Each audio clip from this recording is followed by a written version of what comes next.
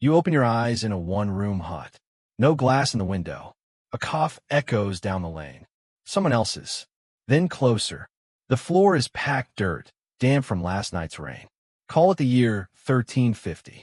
You have 1 week to survive here. Why just a week? Why not try for a whole life? Fair question. Because most people born in this century never got what you call full life at all. Start with the obvious problem. You get sick. Not a cold you sleep off in 2 days. Something that spreads through a whole street in a season.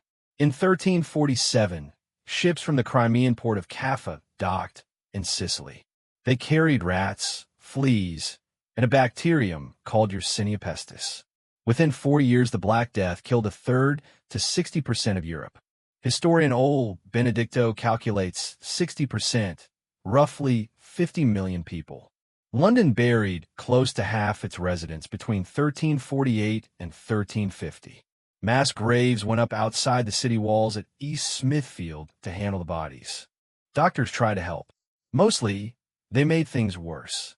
Medieval medicine ran on the theory of 4 bodily fluids: blood, phlegm, black bile, yellow bile. Sickness meant those fluids were out of balance. The fix was usually bloodletting. A physician opened a vein and drained a pint or more. Nobody had heard of bacteria. Nobody would for another 500 years. Nobody understood what spread disease either. Waste went straight into the street or into a cesspit a few feet from the well you drank from. Rivers running through towns served as sewer, water source, and washing line all at once. A hard rain could flood a cesspit straight into a neighboring well without anyone noticing the connection. Dysentery and typhoid moved through town quietly and constantly, long before anyone traced it back to water. Even a healthy stomach came down to luck.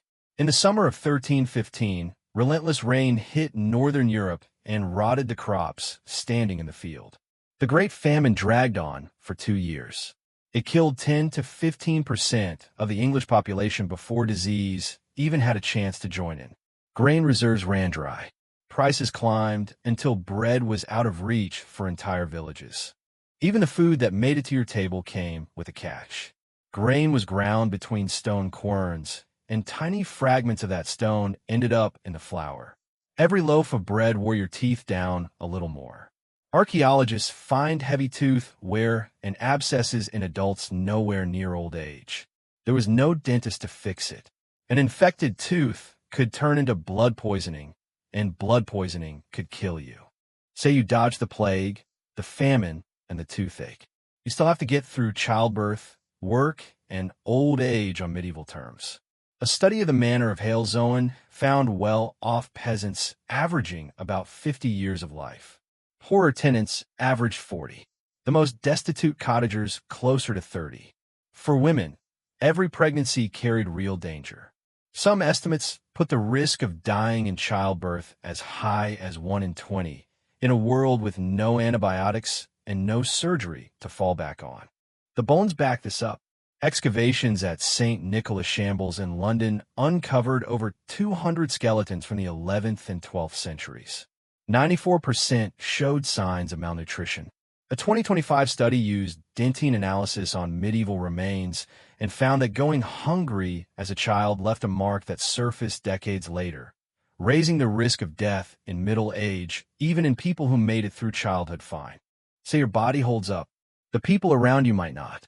Criminologist Manuel Eisner mapped homicides in medieval Oxford and calculated a rate of 60 to 75 murders per 100,000 residents. That's roughly 50 times the homicide rate of an English city today. Most attackers and victims were young men in their teens and 20s, plenty of them students, and knives were part of daily dress. There was no police force to call. If something happened, you shouted for your neighbors, a practice called raising the hue and cry, and hoped enough of them showed up armed. Break a rule yourself, and there's no lawyer coming. Minor theft could mean the stocks or a public whipping. Serious theft, above a value court set at 12 pence, could mean hanging. Before formal trials became standard, some cases used trial by ordeal, holding a red-hot iron or pulling a stone from boiling water on the belief that God would protect the innocent from injury. Guilt or innocence came down to how your burn healed. And your time isn't even yours. As a serf, you owe your lord several days of labor a week, planting his fields before you touch your own, on top of taxes and fees paid at every stage of your life, from marrying to inheriting your father's land. Try to leave without permission, and you could be tracked down and forced back to the manor. Now think about where you're sleeping. A typical peasant home had 1 or 2 rooms, an open hearth, and small, unglazed windows that let in more cold than light. Smoke had nowhere to go but up through a hole in the thatch. Winters meant weeks indoors in the dark, breathing that smoke, sometimes next to animals brought in for warmth. One stray spark could take the whole street with it. Town records show fires burning through whole neighborhoods regularly, long before the Great Fire of London in 1666 became the one everyone remembers. And yet people did more than just survive all this. Manor communities pooled labor at harvest and shared ovens. They organized feast days around the church calendar that broke up the grind of the agricultural year. Guilds trained apprentices for years at a stretch. None of it made the plague less deadly or the famine less real. It just meant nobody faced any of it completely alone. You wanted a week. Most people alive in 1350 got somewhere around 35 years, if they made it out of childhood at all. Roughly 1 in 4 children died before age 5. Clear that line, and your odds improve fast, a real shot at 60, sometimes 70. Every meal you eat without checking for weevils. Every fever you sleep off with medicine that doesn't involve draining your blood. Every night you spend without wondering if a spark just took the whole street. That's the distance between your Tuesday and their entire life.